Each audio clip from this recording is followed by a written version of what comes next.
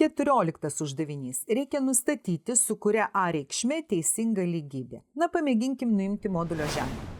Mes žinome, nuimant modulio ženklą, jeigu skaičius yra teigiamas, tai mes tą ženklą tiesiog nuimam. Jeigu jis yra neigiamas po modulio ženklu esantis skaičius, tai tada turim jį pakeisti teigiamu, taigi jam priekį parašyti minusą, priešingų turime užrašyti.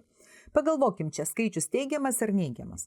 Šaknis iš 2 yra mažiau negu 2, jau 9 kart 2 būtų 18, o čia bus dar mažiau. Iš 188 atimsim mažesnį negu 18 skaičių, tikrai skaičius teigiamas, taigi modulio ženklą galime tiesiog nuimti.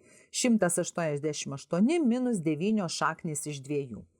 Žiūrime antrasis mūsų po modulių ženklo esantis skaičius.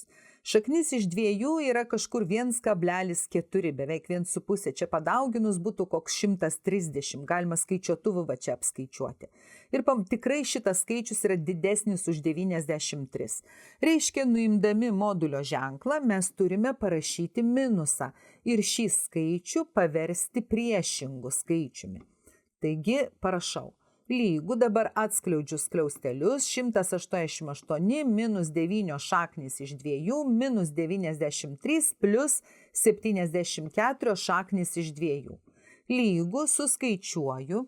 Iš 188 atimu 93 ir gaunu 95 minus 9 šaknis iš 2 plus 74 šaknis iš 2 yra plus 60.